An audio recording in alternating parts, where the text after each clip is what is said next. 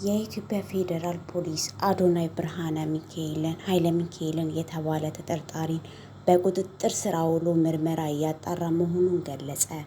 አዲስ አበባ ታህሳስ 1 ቀን 2018 ዓ.ም የኢትዮጵያ ፌዴራል ፖሊስ አዶናይ ብርሃነ ኃይለ ሚካኤል የተባለ ተጠርጣሪን በቁጥጥር ስር አውሎ ምርመራ እያጣራ መሆኑን ገለጸ።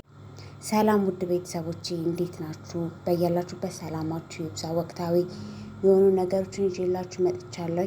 አብራችሁን ቆዩ።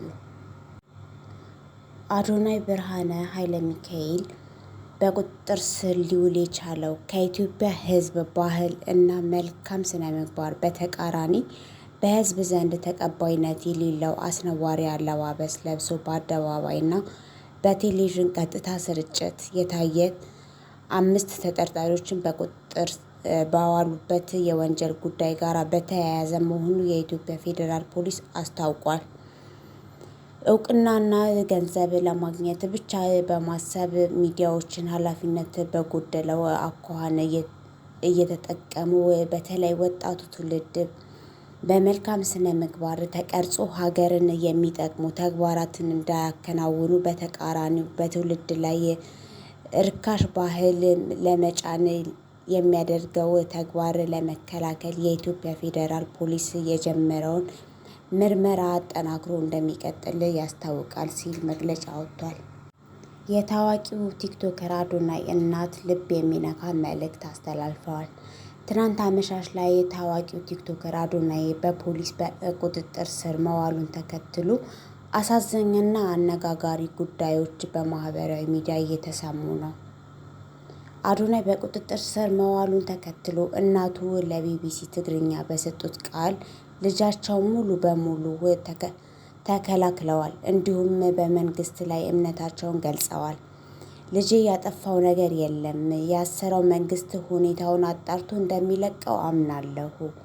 እናትየው አክለውም ልጃቸውን እንደሚያውቁትና ለሌሎች በጎ አድራጊ መሆኑን አስረድተዋል።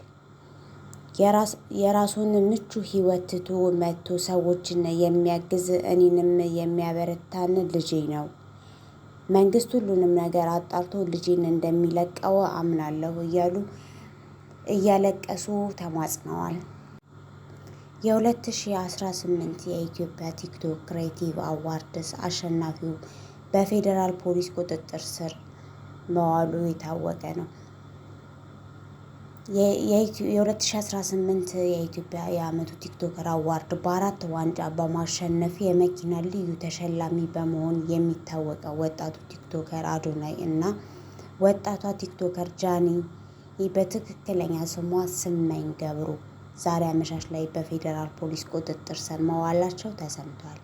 ይህ እርምጃ ፌዴራል ፖሊስ በቅርቡ በአለባበስና ከኢትዮጵያ ባህል ልማድ ባፈነገጠ ይዘት ላይ በሚያተኩር ወጣት ቲክቶከሮች ላይ የጀመረው የማጣራትና ቁጥጥር ዘመቻ አካል እንደሆነ እየተነገረ ሲሆን ከፍተኛ ተከታይ ያላቸው እና ታዋቂ የሆኑ ቲክቶከሮች መያዛቸው በማህበራዊ ሚዲያ ላይ ከፍተኛ መነጋገሪያ ሆኗል። የፖሊስ እርምጃው በወጣቱ ትውልድ የማህበራዊ ሚዲያ አጠቃቀምና ይዘት ላይ ያነጣጠረ ነው ተብሎ ይታሰባል። የአዲስ አበባ ፖሊስ በማህበራዊ ሚዲያ አማራጮች ላይ የሀገርን ባህልና ወግ የሚያሽሩ እንዲሁም አስነዋሪ ተግባራትን ሲፈጽሙ የተገኙ ተጠርጣሪዎችን በቁጥጥር ስር ማዋሉን አስታወቀ። ፖሊስ በተለይ በቲክቶክ የማህበራዊ ትስስር ገጽ ላይ ሲንቀሳቀሱ በነበሩ ግለሰቦች ላይ ባደረገው ክትትል የሚከተሉት ተጠርጣሪዎች ተይዘዋል። ተጠርጣሪ 1 እና 2 ጉይጋርኮት ዊዋል እና ሄሌሊ ጊቦ አያና የተባሉ ግለሰቦች ያልተገባና ከባህል ያፈነገጠ ተግባር ሲፈጽሙ በዛሬው ዕለት በለሚ ኩራ ክፍለ ከተማ ወረዳ 9 ፊሊንቶስት ሆምስ ተብሎ ከሚጠራው አካባቢ በቁጥጥር ስር ውለዋል።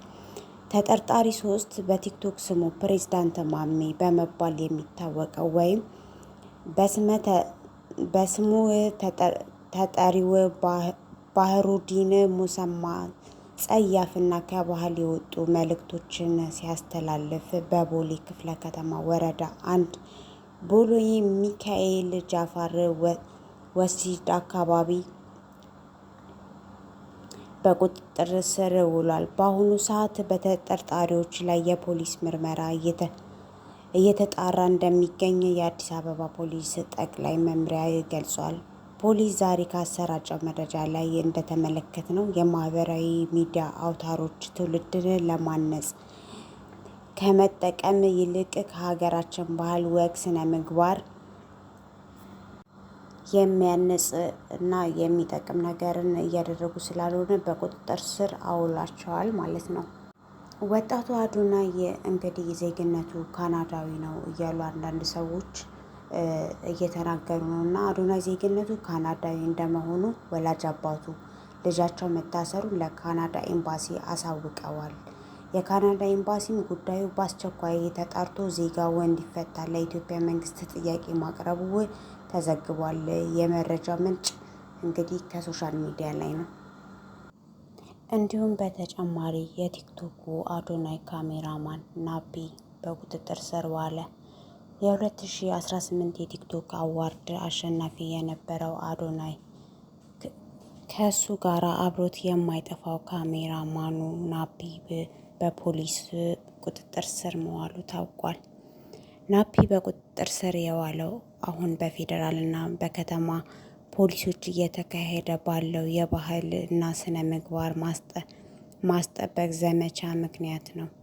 በቲክቶክ ገጽ ላይ ከባህልና ከሀገራዊ ስነ ምግባር ውጪ የሆኑ ይዘቶችን ማቅረቡ፣ አግባብ ያልሆኑ አለባበሶችን ለብሶ መቅረብ በማህበራዊ ሚዲያ ላይ እየተካሄደ ያለው የህግ ማስከበር ዘመቻ ምን ያህል ጥብቅ እንደሆነ የሚያሳይ ነው።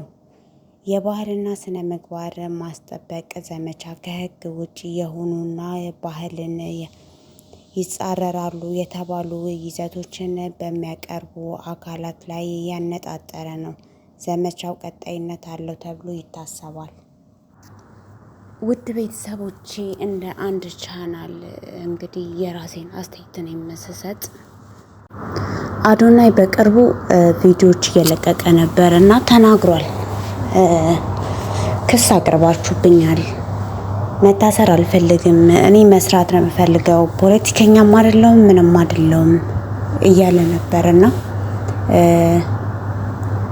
አንዳንዴ ክፋትን ባንመኝ በጣም ጥሩ ነው። የሚሰራን ሰው ወደፊት ማበረታታትና እንደውም ስም ጠቅሶ በጣም መጥፎ ነገር የሚያስተላልፉ አንዳንድ የከሰሩ ፖለቲከኞችን ስማቸውን ጠቅሶ እስከ ዛሬ የማያውቅ ሰው ነው እና ስማቸውን ጠቅሶ ራሱ ተናግሯልና ቀድሞ ተናግሮ ነበረ ከመታሰሩ በፊት ማለት ነው። እኔ መስራት ሀገሬን መለወጥ ነው የምፈልገው እና አልደርስባችሁም፣ ክስ ያቀረባችሁብኝ በራሳችሁ እንትን በሉ ብሎ ምክሩንም ሀሳቡንም አቅርቦ ነበረ። ያው የሚያዳምጠው ነው የጠፋው።